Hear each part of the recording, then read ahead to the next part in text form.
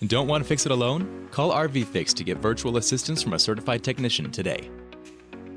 Jeremiah with RVFix here. If you got an awning that isn't extending or retracting, basically just not doing anything for you, here are 3 things what it could be, and I'm going to show you how to figure out if those are good or bad or not. So first thing, you'll want to locate your power center. So in this unit, the power center is down here. What you're going to want to do is you're going to want to check your fuse for your awning. So we're going to pull the fuse for the awning. And if you can see in here, you can see the actual, it's a solid connection there, that little U shape. If this was blown, that would not be connected, which means it's not passing that 12-volt power through to the awning. You would replace this fuse and then test your awning. Should be good to go. Now, sometimes you'll wonder, like, why did it blow? And that could be a, later on down the line, but we would have to replace that first to kind of diag that and go. But so we're going to put this back in here, and then you would go test your awning. Next, we will meet you over at the wall switch, and we'll show you how to test the switch.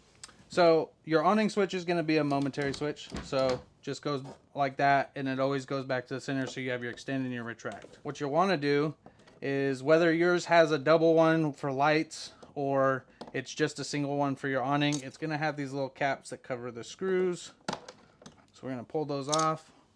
Then we're going to grab our number 2 square tip here, and we're just going to pull that off the wall. We got that out. So here's our momentary switch here for our extend and retract. So one of these is going to be your power wire, and then the other one is going to be what sends it to the other side. So what I'm going to do is I'm going to use my meter here. I am going to change the mode on it to DC voltage because we're testing DC. Now this one doesn't have a ground, so I'm just going to use this outlet ground right here. We're reading voltage there. Now if we come over to the other switch, now that we know that we're reading voltage and we got good ground, we're going to find out which one is our hot wire. So this yellow wire is our hot wire, which means these 2 are the ones that go to the motor on the bidirectional. So all we're going to do is we're going to flip the switch here and hold it, and we should get voltage if the switch is good. Now, in this case, we're not getting any voltage, which means that the switch is not passing power through. And you can test that on both your extend and retract side. Now what we're going to do is show you what a switch looks like if it's good.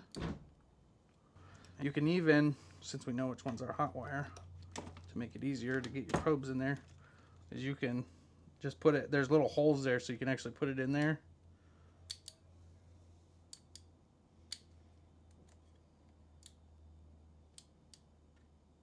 And there we go. So we're getting power through 13.8 volts on the meter. We go the other way, we're getting 13.8 volts too. We're plugged in, so we're getting good voltage. So now we know that our switch is good, which means that it's either a connection between the switch or up to the motor. So next we'll show you up at the motor how to test power up there to see if we're getting power to the motor, to see if the motor's good or not. When you're putting your wall switch back, just don't over torque it. They are plastic housings. You'll end up cracking them. So nice and snug. And then don't forget your caps. And then sometimes the caps do have the words written on them. This one doesn't. So just make sure you put them on the right way, or someone might operate everything a little backwards for you. And we're off to the motor. So as we get up here to our awning, you're going to see that there's a bolt here. This bolt is what holds the awning head to your awning arm.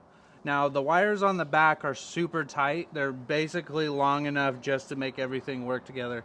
So you're gonna have to loosen this. It's just a Phillips screwdriver. You're just gonna start loosening this like that.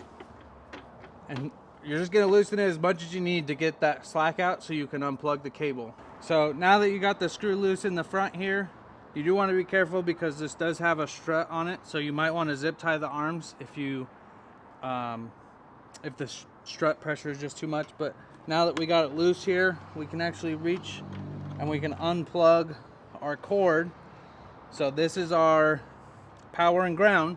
So what we're going to do is we're going to take our meter here, still on DC voltage, and we're just going to put one in each. So as we can see, we got power as we're pushing the button, which would tell us that the motor's not good because it's not moving anymore. So we've tested this. We're getting good voltage out of here. We were getting 13.5, I believe. Anything above 12.6 is always good. So you would have to order a new motor and have that replaced. So that's where you go. So this is kind of the last step that I always do. I always do the easiest stuff first. So fuse, then the switch, and then the motor, just because it's the most difficult to diag. But now we're gonna plug this back in. So we gotta loosen up our bolt here.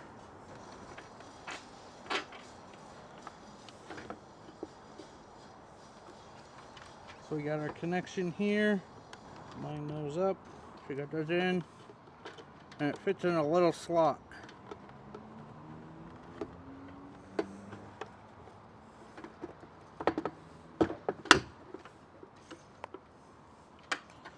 Take our bolt, start threading it in.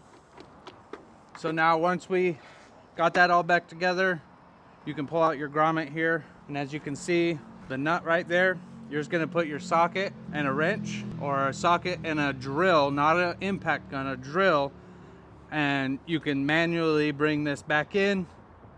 So that way it's up nice and neat while you're waiting for your new motor or whatever other piece of equipment that you diagged as being inoperable. So now that we've diagged our awning, we know what pieces need to be ordered to get it fixed again. One thing you will need to get the right parts is right here on this one specifically, there's a tag here. This has all the information, so it's got all the variant codes from Lippert that will tell us what this awning is, what motors need to be used, and we can get that over to our parts team to get you taken care of. Thanks for watching. If this video didn't solve your problem, don't worry. We're here to help. Give us a call at 1-844-66-RVFix. We'll diagnose your issue quickly with a certified technician on a video call, get any parts and warranty processed, and if needed, we'll coordinate a service center or mobile technician to get you fixed. We'll handle it all so you can get back to camping.